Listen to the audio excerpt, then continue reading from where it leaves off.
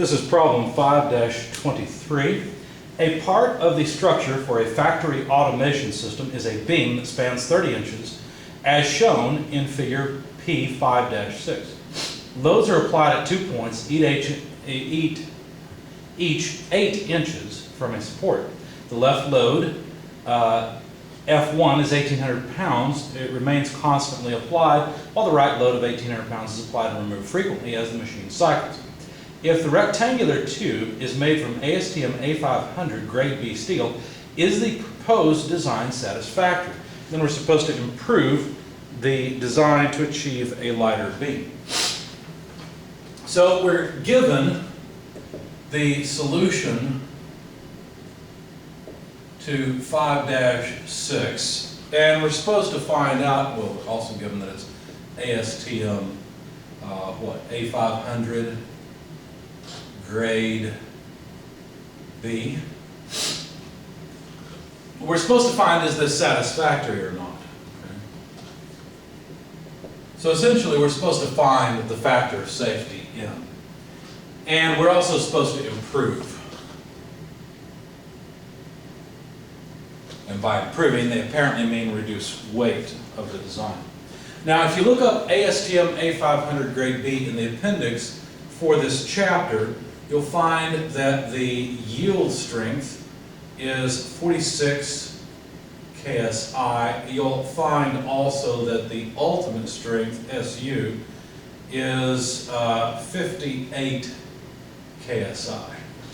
Now, while we're at it, we may as well go to the figure that has the curves for as machined and forged and so forth that correlate the ultimate strength to the endurance strength.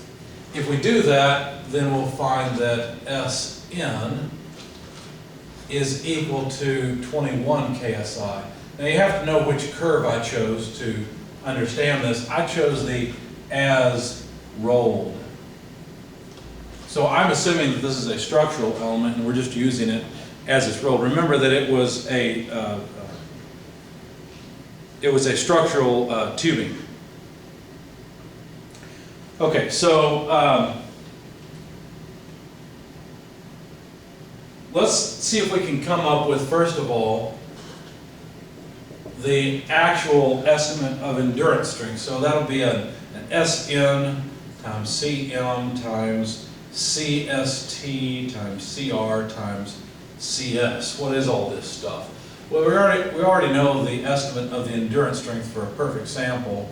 That's 21 KSI. The material factor is based on whether this is a steel, a wrought steel, or a cast iron. Well, it's not cast iron, obviously. This is a steel, so that factor is 1. The type of stress factor has to do with whether it's a bending load or an axial load. Now, if you remember problem 5-6, the two forces were applied laterally to the beam, so they were certainly bending the beam. So the type of stress factor is 1 because it's a bending stress. And then the reliability factor, they really didn't tell us how reliable it needs to be, so I'm just going to use a 99% reliability, and the reliability factor for a 99% reliability is 0.81. And then finally, the size factor. So to calculate the size factor, since what we're actually dealing with is structural tubing, it looks like this. I think it was 4 inches by 2 inches and a 1/4 inch wall. In order to calculate the size factor, I need an equivalent diameter. There's obviously no diameter here. This is rectangular tubing. But I can calculate an equivalent diameter, DE, as 0.808 root HB. And you might look at it and say, well, I understand that this is good for a solid rectangular section, but this has a hole in the middle of it. Well, the 95% stress, or in other words, the stress that is all within 95% of the maximum stress, is probably not going to be very thick, right? Because remember, the stress that we've got in this is a bending stress. Now, the normal bending stress profile would look something like this. And while the profile on the side legs would look like this, these upper elements have no material, so eventually this is just going to cut off. The stress would go to 0 because there's just no material. So there's a different stress profile in the sides versus the top. let's consider the top for just a minute. To get the 95% stress, what we're going to do, since the stress is linearly related to the distance from the neutral axis, well, what that means is that the stress that's within 95% is only going to be in the upper 2.5% of the height and the lower 2.5% of the height. And if you calculate that, 2.5% of 2 inches, I mean, that would be what? Well, 1% would be 2 divided by 100, so 0.02 20 thousandths. So we're looking at 40 thousandths for 2%, plus another half of a percent, so 50 thousandths or so. Well, we've got 1/4 inch wall here, so 50 thousandths is well within the material that's available.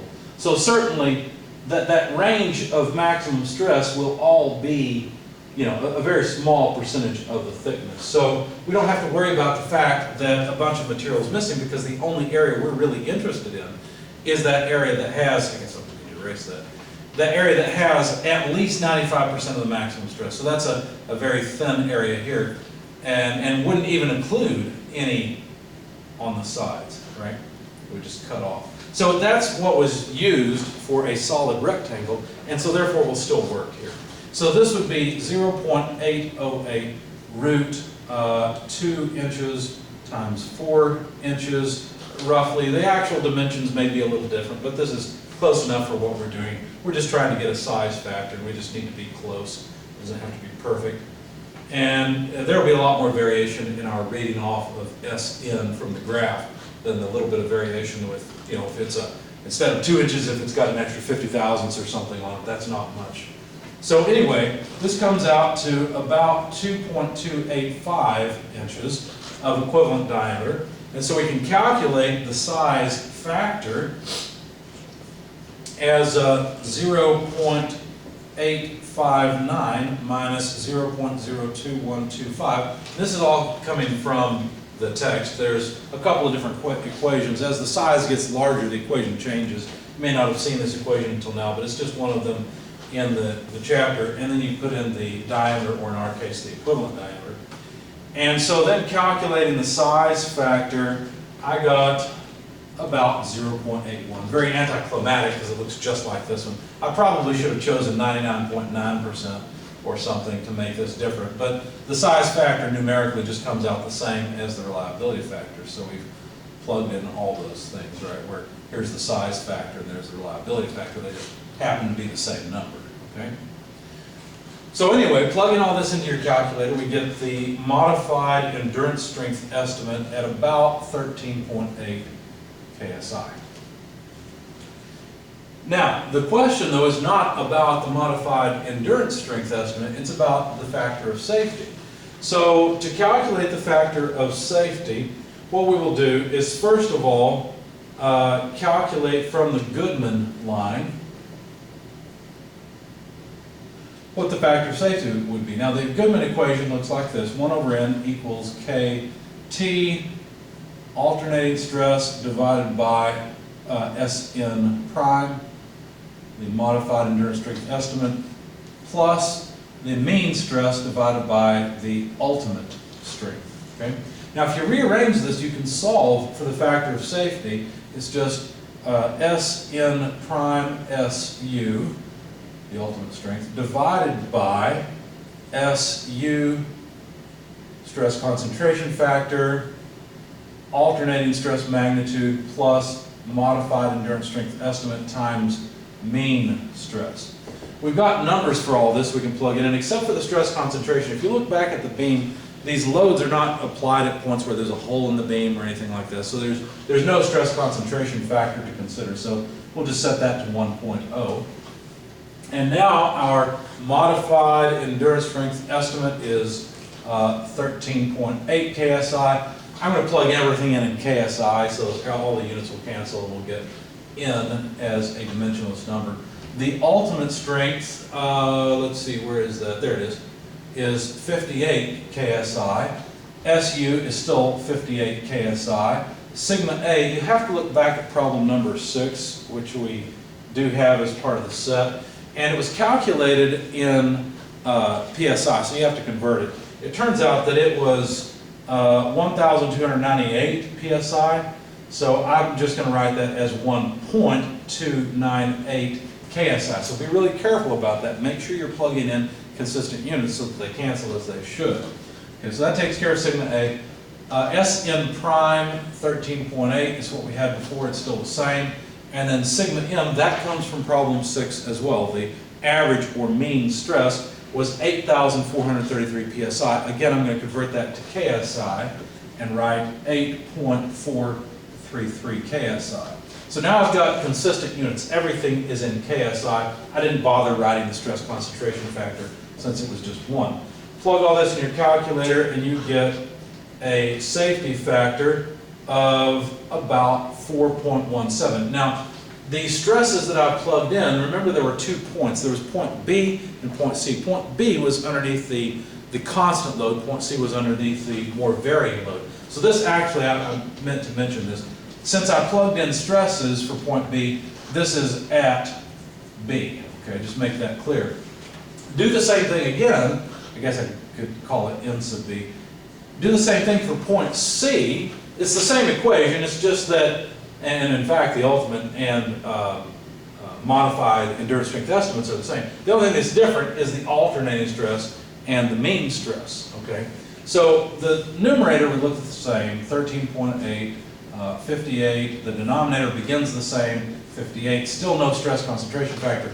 But at point C, the alternating stress magnitude was 3,568 psi, so I will write 3.568 KSI, plus, remember that the modified endurance strength estimate is still the same, 13.8 KSI, but then the mean stress at point C was 6,163 psi, so I will write 6.163 KSI. Okay. Again, all the units cancel, and we get a safety factor of about 2.74, and this is acceptable. Now, I shouldn't have circled it or boxed this in yet. Yeah, it's more than the safety factor, or it's less than the safety factor here, so that's limiting, which indicates, as I said when we were working problem 5-6, that point C is actually worse. Even though the average stress is higher, right, for point B, the variation in stress is what causes more difficulty for the material because it's a bigger fatigue type load. And so that's why we have a smaller factor of safety at point C. Now there's one thing we should do before we move on, because there's one more factor of safety to check, and that's for yielding. So for yielding, 1 over N, so we're going to check yielding.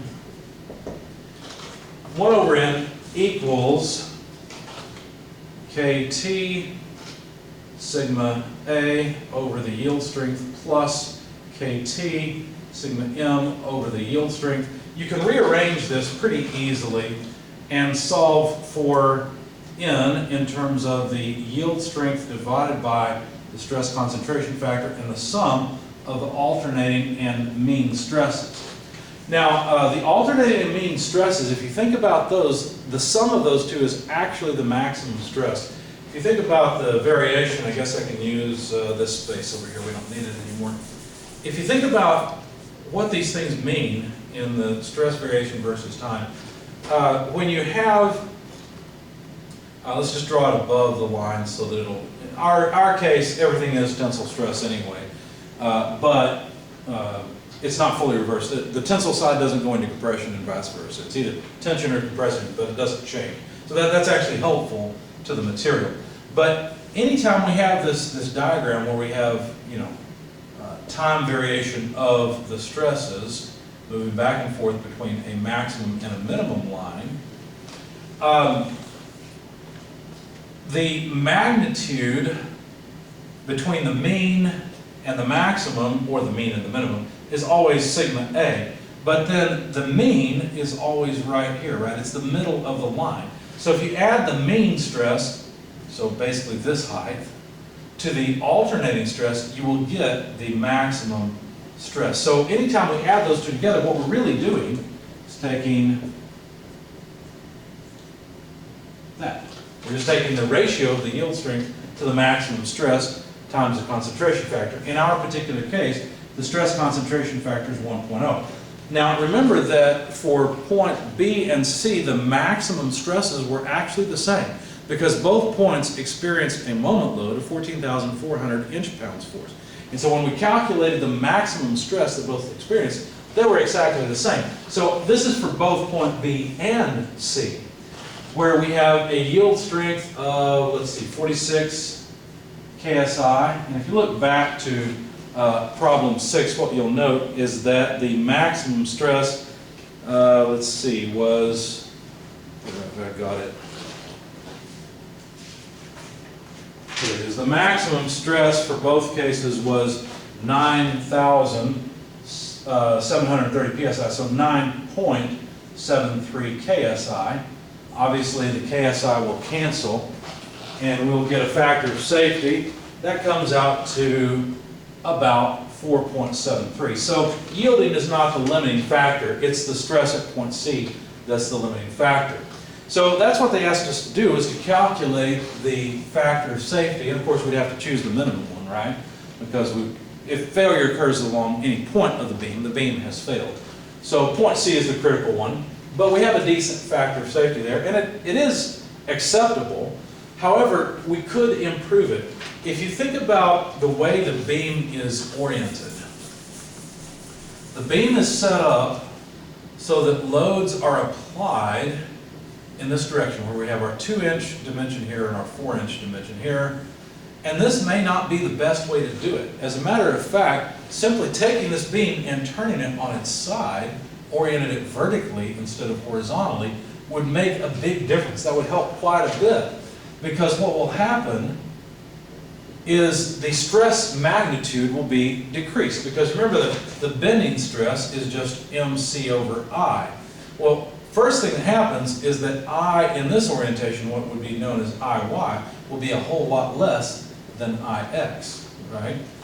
There's not as much stiffness in this direction as there is in this direction. So what will happen if we switch to this orientation is IX will go up, okay? Now it'll go up quite a bit. Now you might say, well, isn't it problematic because C also goes up, right? Before C was 1 inch, now C is 2 inches. Haven't we doubled our stress? Well, no, IX, it turns out, goes up a whole lot more. So C goes up a little bit, but IX will go up quite a bit, okay? Because more of the material is spread out. And in fact, you can see that pretty easily. If you calculate, this is not exactly right, but IX would be something like BH cubed over 12. Obviously, there's something missing in the middle, but it's going to go like this. This height cubed is going to make a bigger difference than C doubling, right? C is basically, it's associated with the height as well. So we'd end up with a much better, much stronger beam because the stress is so low. But we can take it one step farther. If the beam was oriented this way because of a height restriction, maybe we could use a different cross-section. Maybe we could fit a cross-section that was 3 inches high by 2 inches. What that would do is that would reduce the weight, plus it would increase the strength, because all you have to do really is look at what happens to the area moment of inertia.